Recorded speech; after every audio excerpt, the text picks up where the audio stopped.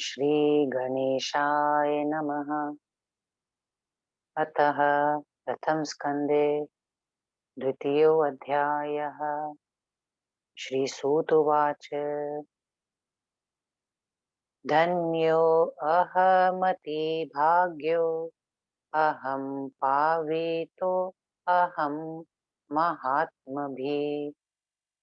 यत्पृष्ठं सुमहत्पुण्यं पुराणं वेदविश्रुतम् तदहं सम्प्रवक्ष्यामि सर्वश्रुत्यर्थसम्मतम् रहस्यं सर्वशास्त्राणामागमानामनूतमम् नत्वा तत्पदपङ्कजं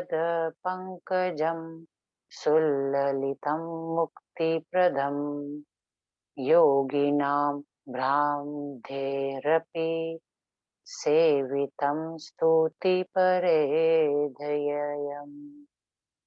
मुनीन्द्रियैः सदा वक्ष्यामयत् सविस्तरं बहुरसं श्रीमत्पुराणोत्तमम् भक्त्या सर्वरसालयं भगवती नाम्ना प्रसिद्धं द्विजाः या विद्येयभिधीयते श्रुतिपथे शक्तिः सदा अद्धापरा सर्वज्ञा भवबन्धचित् निपुणा सर्वाशय संस्थिता दुर्गेया सुदुरात्मभिक्षः मुनिभिर्ध्यानानास्पदम् प्रापिता प्रत्यक्षा भवतीह सा भगवती सिद्धिप्रदा स्यात् सदा सृष्टाखिलं जगदिदं सत्स्वरूपं शक्तया स्वया त्रिगुणया परिपाति विश्वम् संहत्य कल्पसमये रमते तथैका तां सर्वविश्वजननीं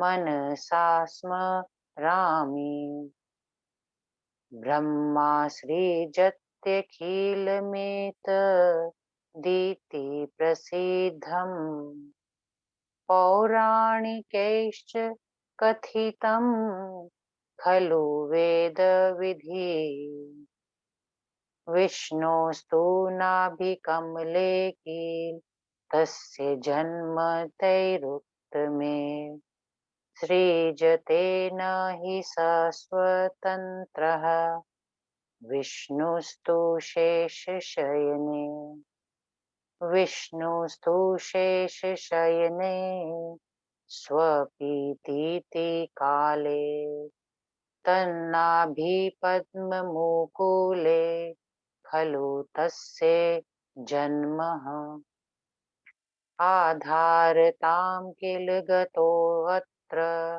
सहस्रमौलिः सम्बोधयताम् स भगवान् हि कथं मुरारिः एकान्वस्य सलीलं रसरूपमेव पात्रं विना न हि रस स्थितिरस्ति किंचित् या सर्वभूतविषये किल शक्तिरूपा तां सर्वभूतजननीं शरणं गतोऽस्मि योगनिद्रामिलिताक्षं विष्णुं दृष्ट्वा मबुजे स्थितः अजस्तुष्टावयां देवीं तामहं शरणं गतः तां ध्यात्वा सगुणां मायां मुक्तिदां निर्गुणां तथा। वक्ष्ये पुराणमखिलं शृण्वन्तु मुनयस्ते वः। पुराणमुत्तमं पुण्यं श्रीमद्भागवताभिधम्। अष्टादशसहस्राणि श्लोकास्तत्र तु संस्कृताः। स्कन्धा द्वादश चैवात्र कृष्णेन विहिता शुभा। त्रिशतं पूर्णमध्याया अष्टादशयुता स्मृता। विंशतिः प्रथमे तत्र द्वितीये द्वादशैव तु। त्रिंशच्चैव तृतीये तु चतुर्थे पञ्चविंशति। पञ्चत्रिंशत् तथा ध्यायाः पञ्चमे परिकीर्तिताः। एकत्रिंशत् तथा षष्ठे चत्वारिंश्च सप्तमे। अष्टमे तत्त्वसङ्ख्याश्च पञ्चाशन्नवमे तथा। त्रयोदश तु सम्प्रोक्ता दशमे मुनिना किल। तथा चैकादश स्कन्धे चतुर्विंशतिरीरिताः। चतुर्दशैव चाध्याया द्वादशे मुनिसत्तमाः। एवं संख्या समाख्याता पुराणेऽस्मिन् महात्मना। अष्टादशसाहस्रीया संख्या च परिकीर्तिता। सर्गश्च प्रतिसर्गश्च वंशो मन्वन्तराणि च। वंशानुचरितं चैव पुराणं पञ्चलक्षणम्। त्रिगुणाया सदा नित्या व्यापिका विकृता शिवा। योगगम्याखिलाधारा तुरीया या च संस्थिता। तस्यास्तु सात्विकी शक्ति राजसी तामसी तथा। महालक्ष्मी सरस्वती महाकालीति ताः स्त्रियः। तासां तिसृणां शक्तीनां देवाङ्गीकारलक्षणम्।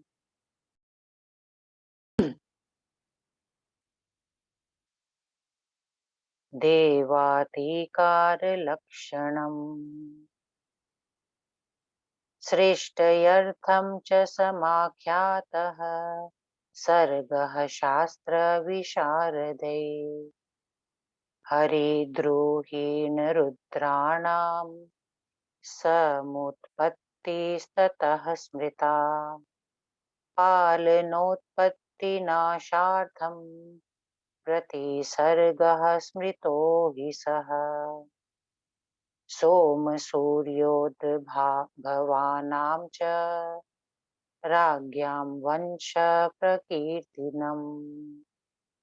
हिरण्यकशिपवादीनां वंशास्ते परिकीर्तिता। स्वायम्भुवमुखानां च मनूनां परिवर्णनम्।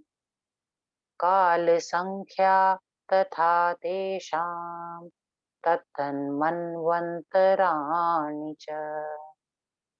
तेषां वंशानुकथनं वंशानुचरितं स्मृतम्। पञ्चलक्षणयुक्तानि भवन्ति मुनिसत्तमा। सपाललक्षं च तथा भारतं मुनिना कृतम्। इतिहास इति प्रोक्तम् पंचम वेद समन्वत। शौनक उवाच कानि तानि पुराणानि ब्रूहि सूत सविस्तरम्। कति संख्यानि सर्वज्ञ श्रोतुकामा वयं द्विः।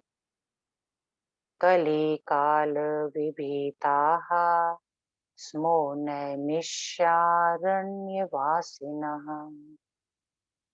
ब्रह्माणा अत्र समादिष्टा चक्रं दत्त्वा मनोमयम्। कथितं तेन नः सर्वान् गच्छत्वेतस्य पृष्ठतः। नेमि संशीर्यते यत्र स देशः पावनः स्मृतः। क्लेस्तत्र प्रवेशेशो न कदाचित् सम्भविष्यति। तावत् तिष्ठन्तु तत्रैव यावतः सत्ययुगं पुनः।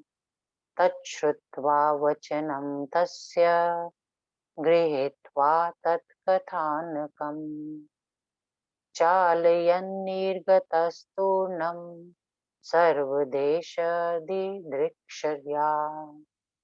प्रेत्यात्र चालयं चक्रं नेमिः शीर्णोऽत्र पश्यतः। तेनेदं नैमिषं प्रोक्तं क्षेत्रं परमपावनम्। कलिप्रवेशो नैवात्र तस्मात् स्नानं कृतं मया।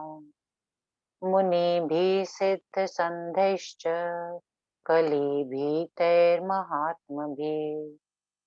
पशुहीना वृता यज्ञा पुरोडाशादिभिः किल। कालातिवाहनं कार्यं यावत् सत्ययुगागमः। भाग्ययोगेन सम्प्राप्तः सूत त्वं चात्र सर्वथा। कथायाथ पुराणं हि पावनं ब्रह्म सम्मतम्। सूतश्रूषवः सर्वे वक्ता त्वं मतिमानथ। निर्वयापारा वयं नूनमेकचित्तास्तथैव च। त्वं सूत भव दीर्घायुस्तापत्रयविवर्जित। कथ्याद पुराणं हि पुण्यं भागवतं शिवम्। यत्र धर्मार्थकामानां वर्णं विधिपूर्वकम्। विद्यां प्राप्य तया मोक्षः कथितो मुनिना किल। द्वैपायनेन मुनिना कथितं यच्च पावनम्। न तृप्यामो वयं सूत कथां श्रुत्वा मनोरमाम्। सकलगुणानामेक पात्रं पवित्रमखिल। भुवनमातुर्नाटक्य वद द्विविचित्रम्। निखिलमलगणानां नाशकृत्कामकन्दनम्। प्रकट्य भगवतया नाम युक्तं पुराणम्। इति श्री देवी भागवते महापुराणे प्रथम स्कंदे द्वितीयो अध्यायः। दूसरा अध्याय हिंदी अनुवाद। देवी भागवत की अध्याय तथा श्लोक संख्या। श्री सूत जी बोले, हे मुनियों, मैं धन्य और वडभागी हूँ। आप महात्माओं ने वेद विख्यात भागवत पुराण संबंधी प्रश्न करके मुझे पवित्र कर दिया है। सभी श्रुतियों के अर्थ से सम्मत तथा सब शास्त्रों और आगमों तांत्रिक विचारों के रहस्य स्वरूप सर्वोत्तम भागवत पुराण मैं अवश्य कहूंगा।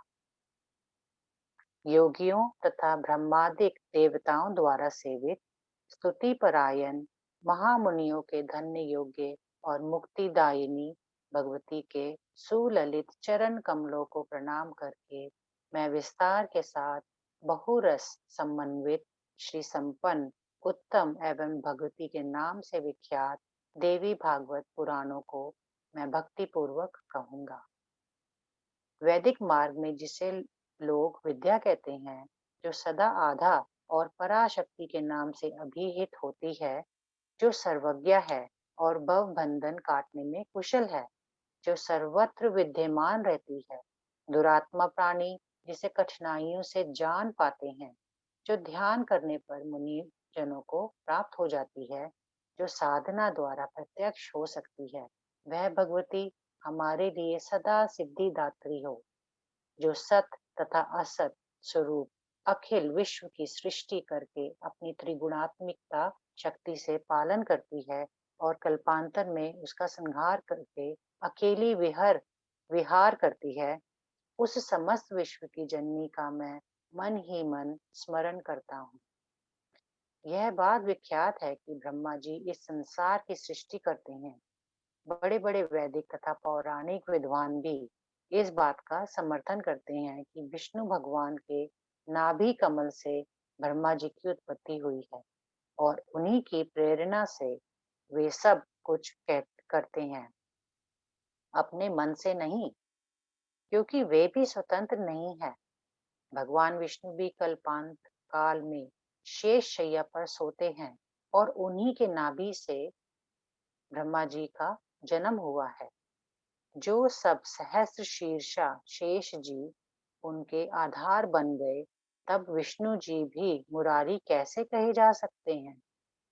कल्पांत काल के 51 समुद्र का जल भी रस रूप है और बिना किसी पात्र के रस की स्थिति नहीं हो सकती।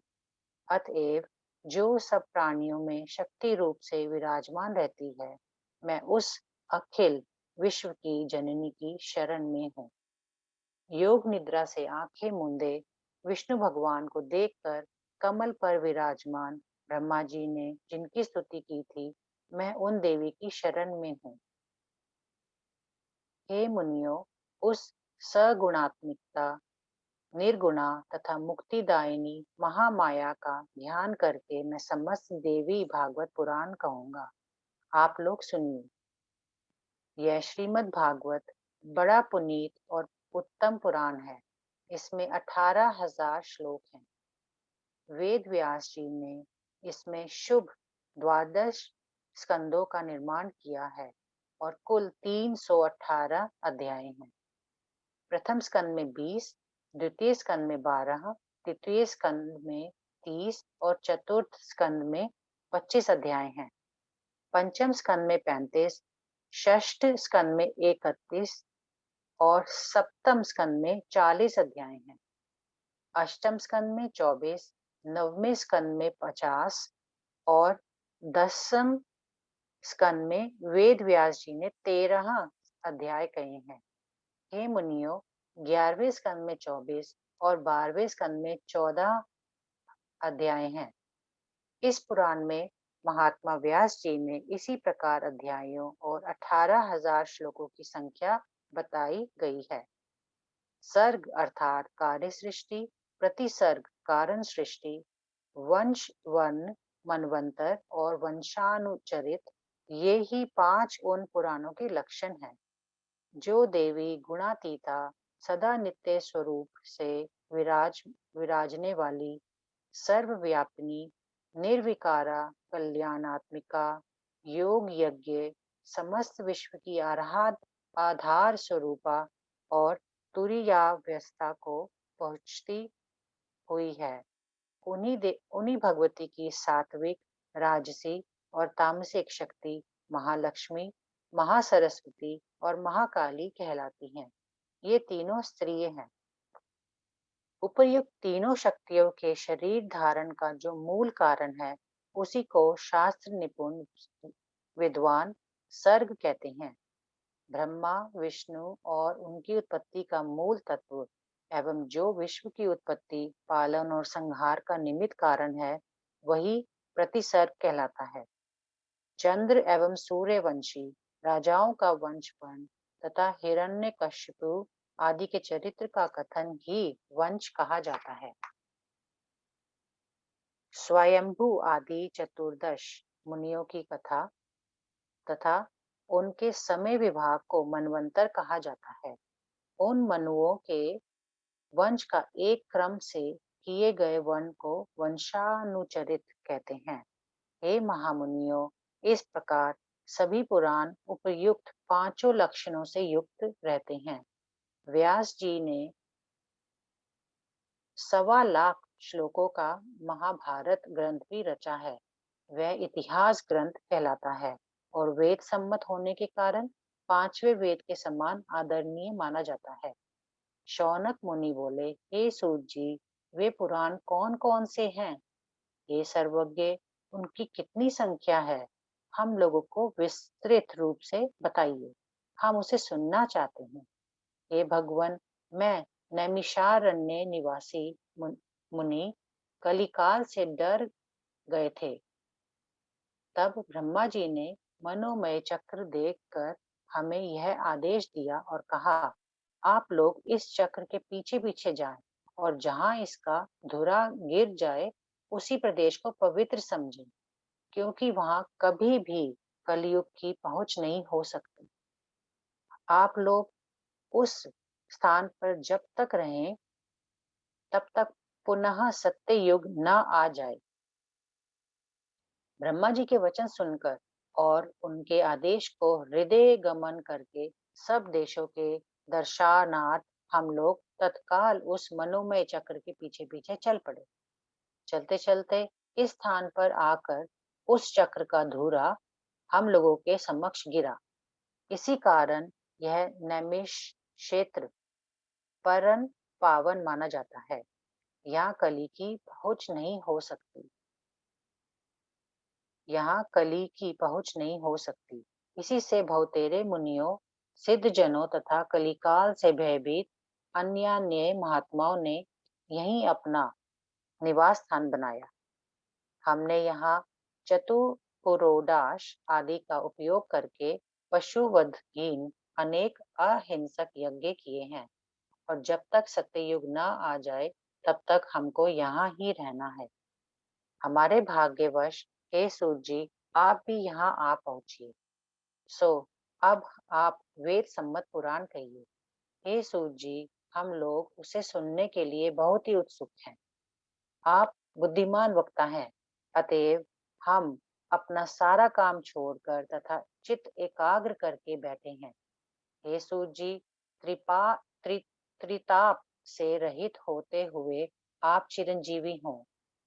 आज आप हमें पुनीत तथा कल्याणदायक भागवत पुराण अवश्य सुनाइए, जिसमें धर्म, अर्थ और काम का विधिवत वर्णन किया गया है, जिसका श्रवण करने से ज्ञान प्राप्त होता है और उस ज्ञान के प्राप्त होने पर मुक्ति मिल जाती है। महर्षि वेद व्यास द्वारा रचित वह बहुत ही पावन पुराण है। हे सूत जी, नित्य मन लुभाने वाली कथाएं सुनते रहने पर भी हम तृप्त नहीं हो पाते। समस्त गुणों का एकमात्र पात्र, परम पवित्र, समस्त जगत की जननी की लीला के समान विचित्र, समस्त पापों का नाशक और समस्त कामनाएं पूर्ण करने वाला देवी भागवत पुराण आप अवश्य कहिए। इति श्री देवी भागवते पुराणे प्रथम स्कंदे भाटिकाया द्वितीयो अध्यायः। ओम श्री दुर्गे देव्यै नमः।